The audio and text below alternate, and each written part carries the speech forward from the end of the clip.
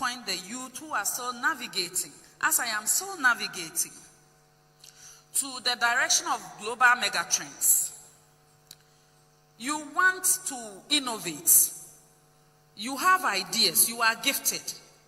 You want to innovate in energy. You are not following what is happening in the energy space. The world is moving from fossil fuel to renewable energy. And you say my innovation is about fossil fuel. When you go to COP or anywhere, you will not get any funding. So your ability to also research on the direction that the world is going. They may gonna give us a showdown, you see what I'm saying? Yeah. Okay. You know, but after the showdown, yam bokangu, yam bokangu. No, that's one of my favorite. Yam bokangu. I love it. Honorable Sekai is here. Honorable, I see you. I appreciate you, acknowledge you. Honorable Charles BC is also here. And they are all with Kennedy Akompreko Agyapong. But before he comes, the media will give us a very quick one. Honorable Kennedy Ohene Agyapong is a distinguished Ghanaian politician, entrepreneur, and philanthropist who has left a lasting mark on both business and political landscape of the nation. He is the long-serving MP for Assin Central under the ticket of MPP, a role he has held since 2000. Over the years, he has built a reputation as one of Ghana's most outspoken, bold, and influential lawmakers, championing accountability, private sector empowerment, and grassroots development. Beyond Parliament, Kennedy Agyapong is a seasoned entrepreneur and investor. He is the founder and owner of Ken City Media Group, which operates Net2 TV and Oman FM, amongst other outlets, and has business interests spanning real estate, import and export trade, and financial services. Through these ventures, he has created employment opportunities for many Ghanaians and demonstrated his belief in local enterprise as the backbone of economic growth. Within the political arena, Honorable Agyapong has been instrumental in strengthening the MPP and supporting its electoral victory. In 2024, he emerged as a strong contender in the party's presidential parliamentary, placing second and securing more than a third of the votes. Building on that momentum, he has renewed his bid to become the MPP's flag bearer, offering himself as a leader committed to discipline, patriotism, and transformational leadership. Kennedy Agyapong is equally known for his philanthropy. He has founded educational scholarships, health initiatives, and community infrastructure, particularly in undeserved areas. His generosity and belief in service continue to impact lives far beyond his constituency. While his forthright style often speaks debates, it also reflects his fearless commitment to speaking truth to power. For many, he represents a voice of courage, determination, and action in Ghanaian politics. Today, as he stands at the intersection of politics, business, and social impact, Honorable Kennedy Ohene Agyapong embodies the spirit of leadership that challenges the status quo, inspires dialogue, and strives for a prosperous Ghana.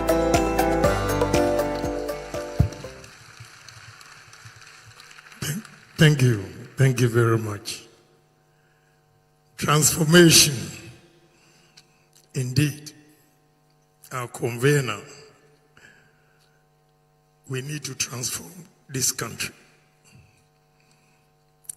And we start right from here, the future leaders that are here. Nana Chairman, distinguished leaders, colleagues, the vibrant young people in this room, good afternoon. Let me begin by thanking the organizers for bringing up together conference, forgiving my voice.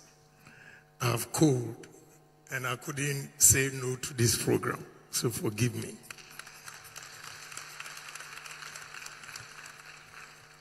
Conferences like this are not just events, they are mirrors. they force us to look at ourselves as a country and ask, are we doing enough for our youth? The theme we gather under today is powerful. Is there enough youth empowerment? The gateway to sustainable economic development. As usual, I'll be brutally frank. Some speakers were not able to give the answer. I'll give you the answer, and the answer is no.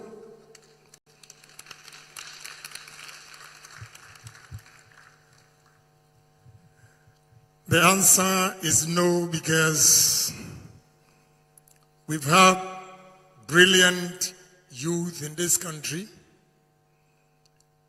that are eager to do something for themselves. But our leaders and governments have not prioritized the youth empowerment. And even an example that is the gentleman who asked the question about cocoa powder. It looks as if our policies in this country favors only foreign investors. And we, the local entrepreneurs, go through hardships, and sometimes we are treated by the authorities as if we are their enemies.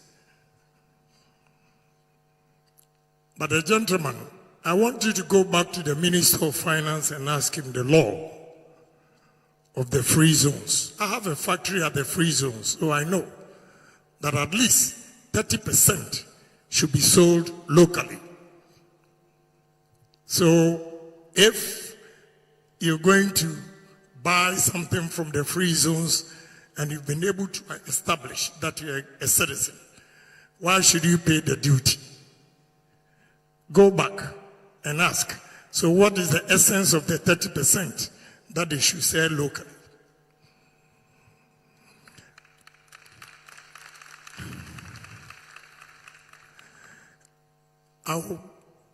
I'll break my thoughts into two phases.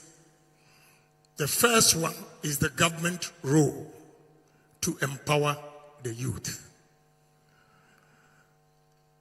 Any government that do not assure the future of the youth, it means the country itself has no future. Because the youth is our future.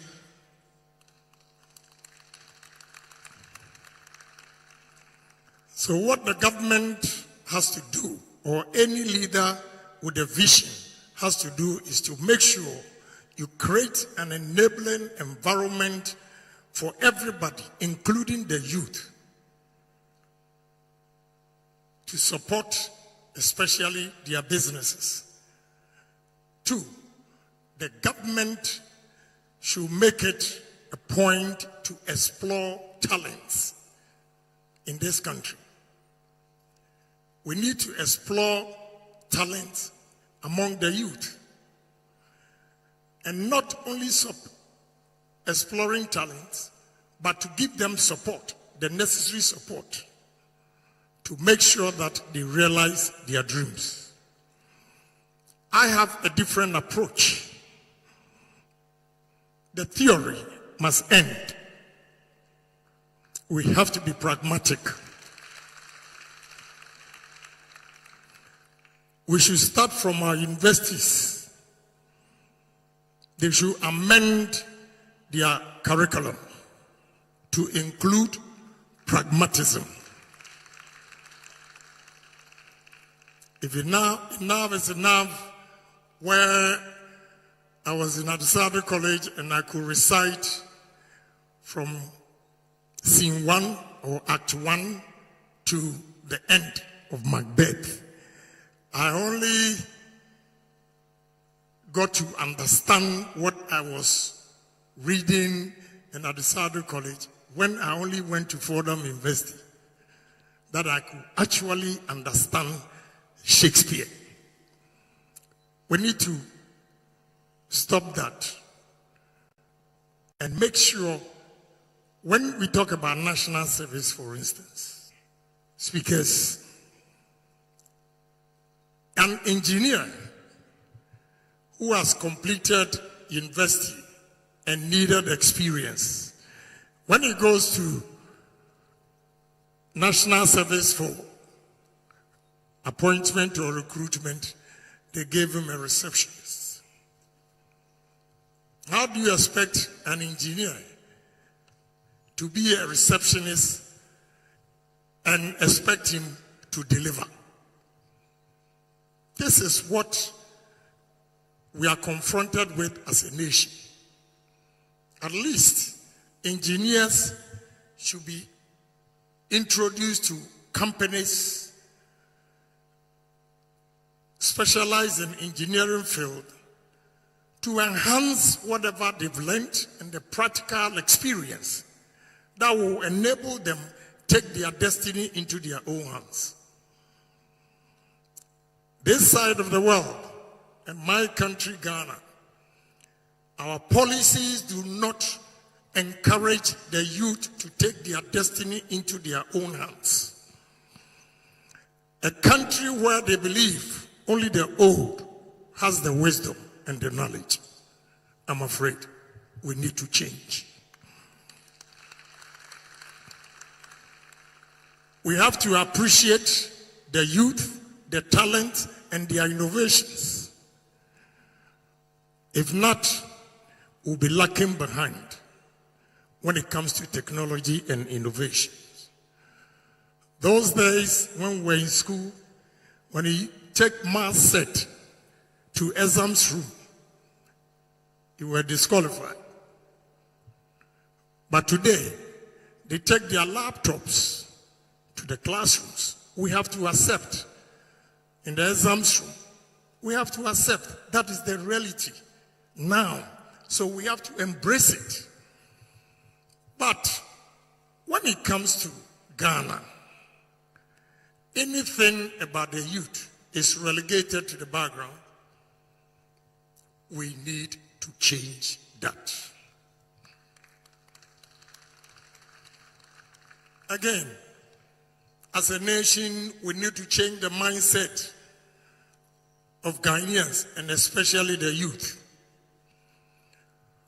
The youth today believe that the only way to make money is to gamble. You see them all over the place, gambling, and threaten politicians who poses tax on gambling. I will pose tax on gambling to deter you, because that is not the way to make a living for the rest of your life.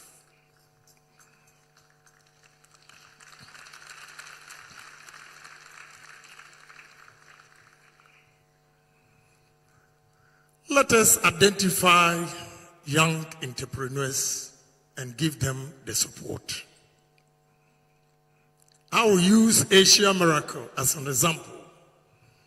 Asia Miracle, the Sanyo, Hyundai, and all those companies were giving support. And the support was that when you fail, you are giving money to buy your equipment. If you fail to use the equipment for what you put on that document before the money was released, they will take it from you. And that time, with all due respect to Nana, Nana cannot beg. Pastor cannot beg. Your uncle cannot beg. They will take the business from you and give it to Mr. B. And because the companies knew that when they make a mistake, they were going to take it from them, they made sure that all the equipments and monies that were given to them were properly used. That is why today we have all these companies. But I have to be honest. Ghanaian businessmen or entrepreneurs Some of them are also very dishonest. When loans are given to them to expand their businesses, they buy treasury bills and use the interest on the treasury bills to service the loan. How? I tell you the truth. I'm a businessman and I know that all these things must stop. If not, the future of our youth is bleak. They cannot do anything. So we need honest, as the nation is expecting honest leaders, the leaders are also expecting honest businessmen and honest youth.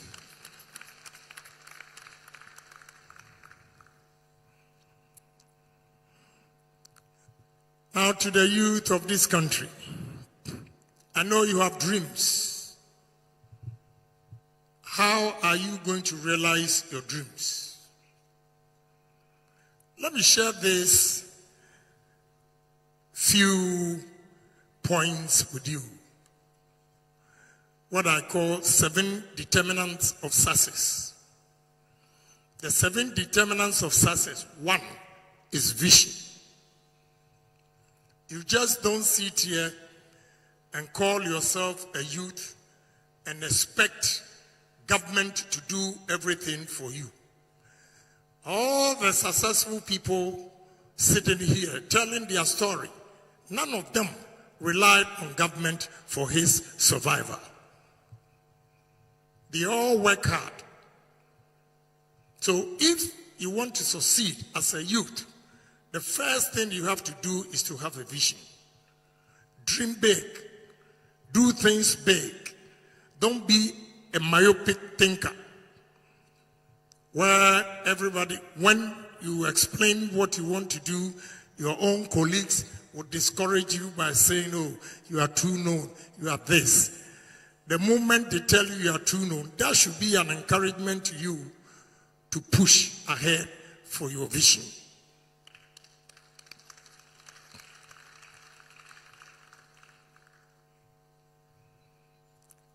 Young men, you need to take risk.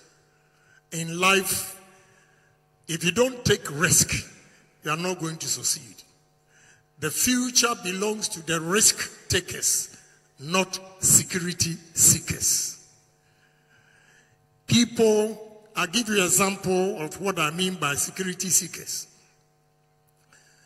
You have bank managers, head of corporations, they make money, and all they do is they buy treasury bills.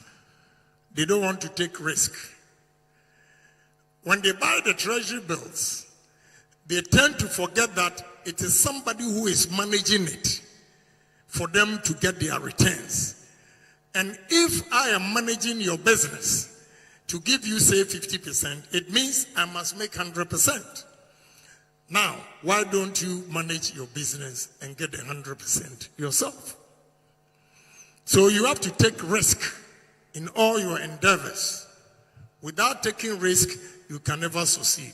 You can never be like one of the speakers here. So youth, from today, what we've heard from all the speakers, when you go back home, begin to think through it and be a risk taker. It is important. If not, you are never going to succeed. Again, you should be hardworking. You just don't dream and think your dreams will be realized if you don't work hard. You need to work hard. Normally, every person works for 8 hours for a corporation and goes back home. When my former minister was sharing or giving her speech, she made mention that she continues to run a family business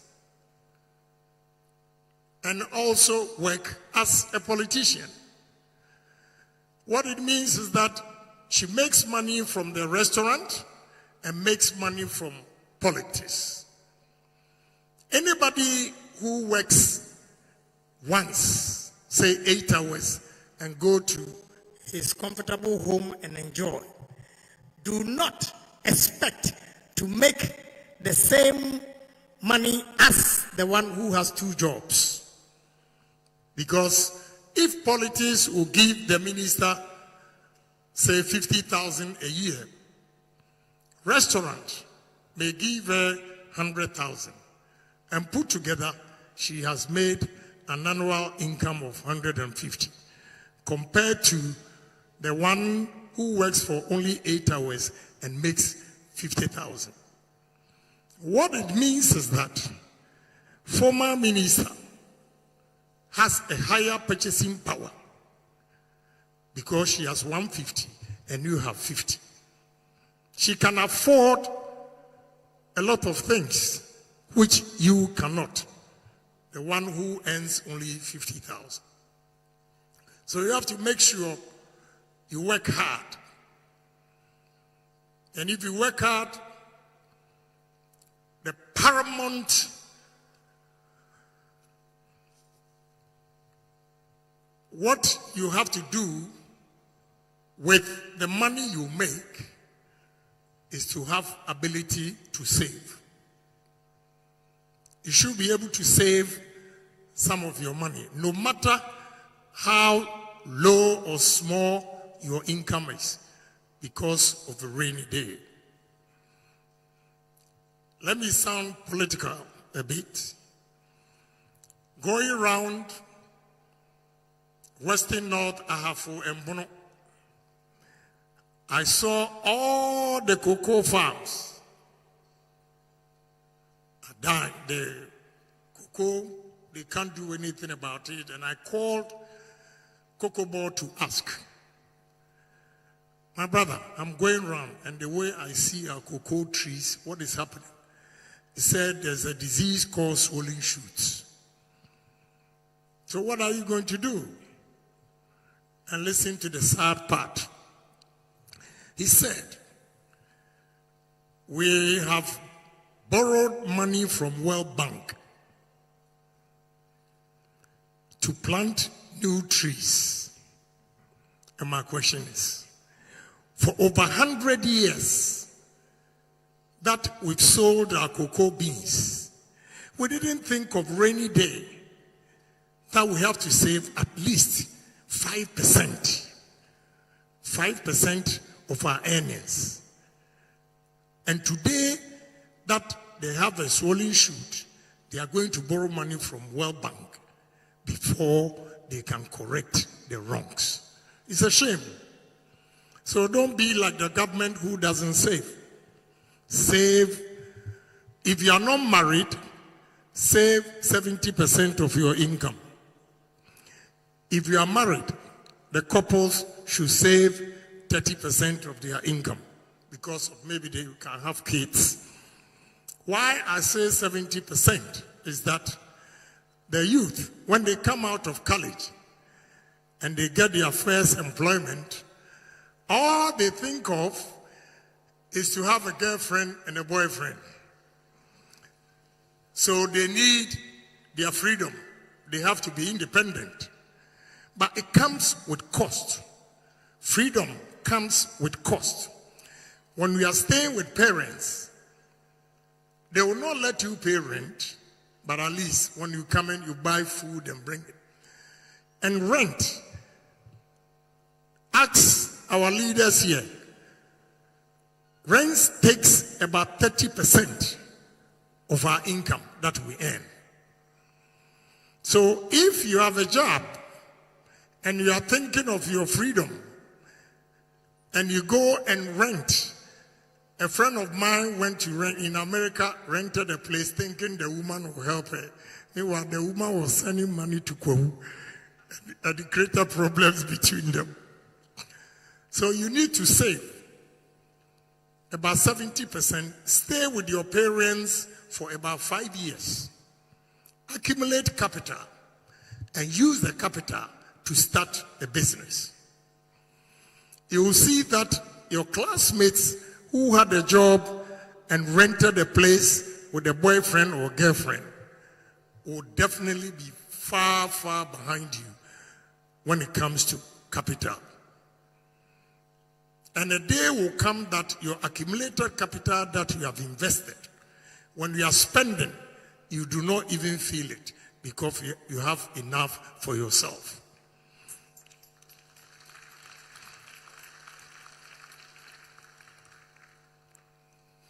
You need to invest your savings. You don't have somebody who came to me, Honorable. In fact, she's my niece. She saved about 120,000 cedis. He came to me, Uncle, I have saved so much. Then I asked her, so what other plans do you have with your savings? And she couldn't answer. Meanwhile, she has master's degree. And all she knows is look at his bank statement and it's 120.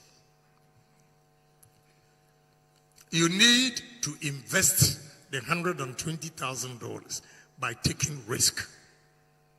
Life is full of risk. If you don't take risk, you are never going to succeed. You'll be stagnant.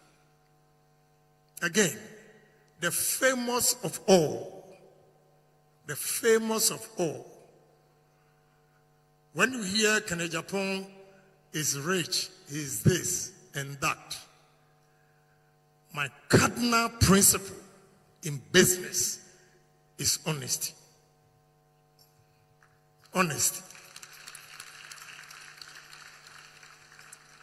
We have a lot of businessmen who have foreign partners. And when they invest their money in their business, they swindle them. But because of my honesty, as I sit here, a gentleman by me showed me some information that a man from Dubai has checked my background and he wants to meet me. I don't even know him. But anybody going to do business with you these days will check your background first. So if you want to succeed in life, you can be hardworking, you can be anything. But if you are not honest, believe you me, you will fail eventually. So it's honesty, honesty, honesty that will determine your success. Because we are in a global world. People will look at your information and will be willing to deal with you. Even if you approach them yourself, they will go back and check your background and come back again, whether to deal with you or not. So young men, with this determinant of success, what you also have to do is that don't rely on government for your survival. Anybody who will rely on government for his survival, I'll give you an example. The cake is this small, and the whole country, everybody is fighting to get a piece. So how much are you going to get? That is the question. So to succeed in life, don't rely on government for your survival. Start a business. There was a question. It was not thrown to me, but I wanted to give the answer. If you want to do business, you might have the most brilliant ideas.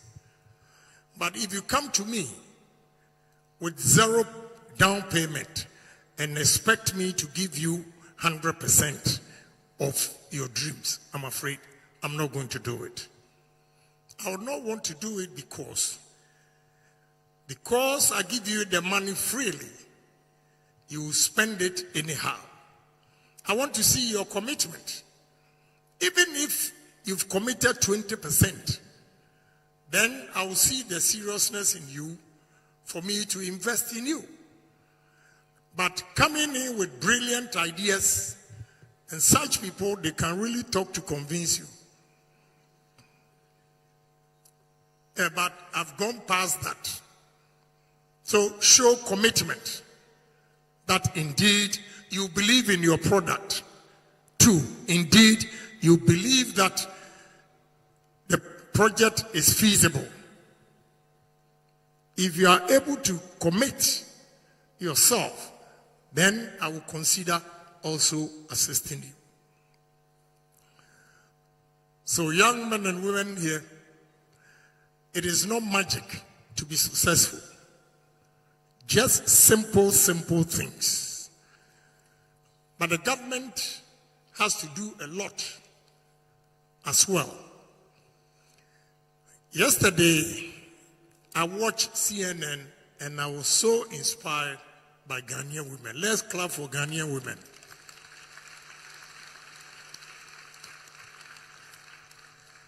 And let's clap for the conveyor. Because all the theories I have propounded to change the paradigm shift, the conveyor said it all. And yesterday, 2 ladies, one, the name, later I got to know that she's a Ghanaian, but one I kept it. She's called Justin Tete. What they do is mix pineapple with mangoes, dry it, and export. And that business alone, according to CNN, is $8 billion business venture. What are we doing as a country? We only speak big English. When we have to be pragmatic, God has given us this rich land. I'm surprised that Ghanaians are only interested in our natural resources. I can assure you, if we know what to do, our cassava, pineapple, plantain, sugarcane, cocoa are more important than gold.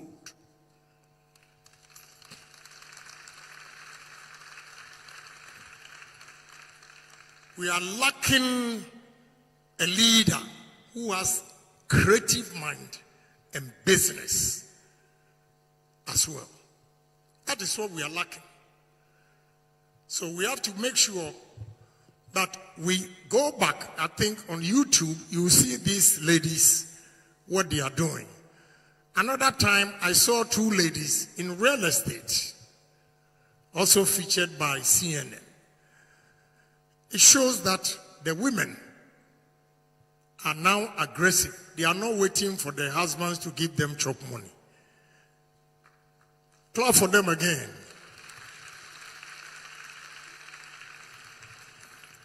So what we need is adding value to all our raw materials. We should create businesses in this country, processing our raw materials, agro-processing with the value chain. I can stand here before you here and tell you how many factories I can get out of maize. Maize, I can get corn oil, 1.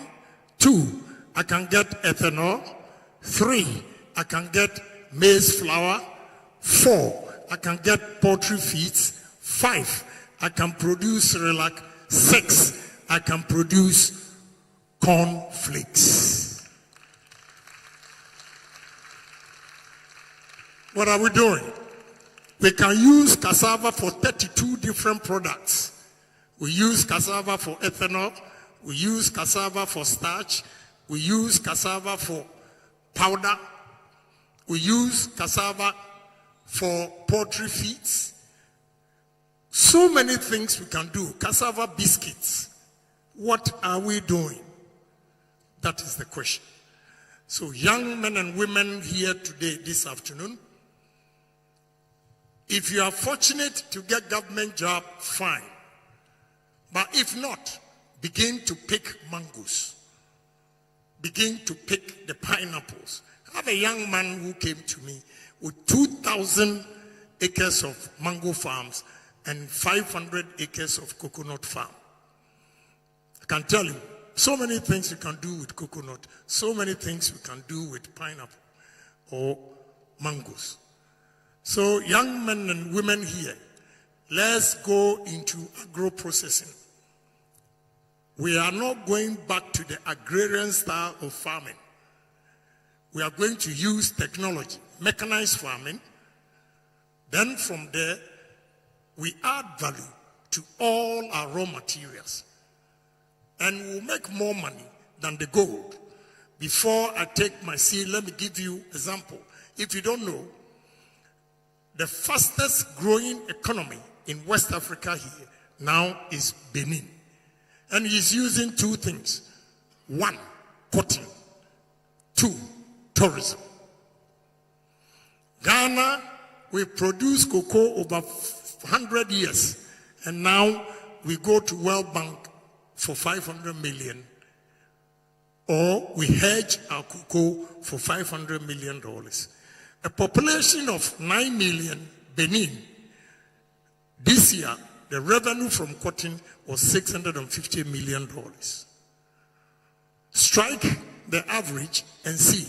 A population of 33.6 million looking for $500 million from World Bank. And a population of 9 million earning revenue of 650 million. That is the question. It tells you that our policies here are fundamentally wrong, and we need to change it.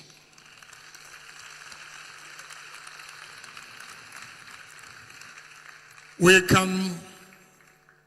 can solve our problems by using pragmatic approach and not theories.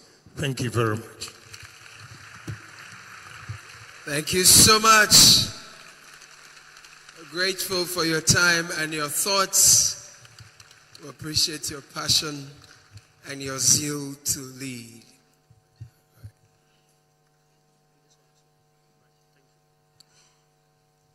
Fantastic. We may be seated now.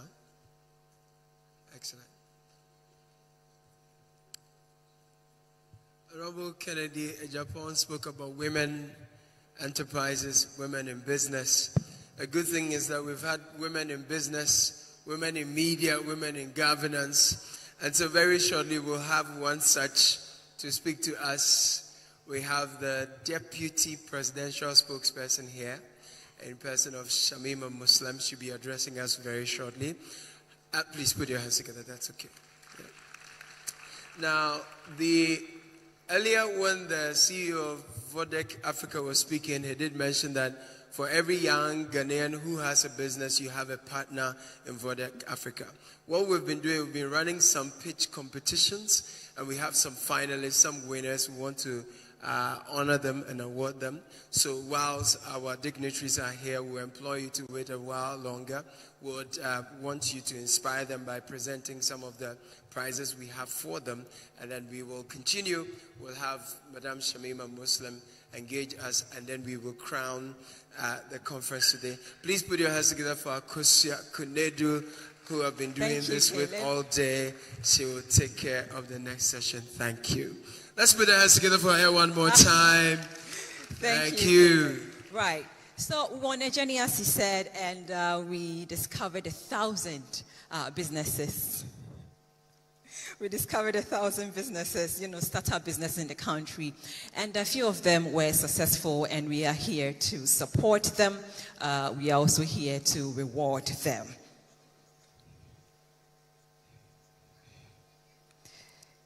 So if you hear your business name, kindly come up stage. If the checks are ready, can we have them here as well? So in the 10th position, so there's 1,000 businesses, and we have 10 winners. So there's actually a big deal. So the 10th position goes to Pomas Castle. It's Pomas. A round of applause to Pomas Castle.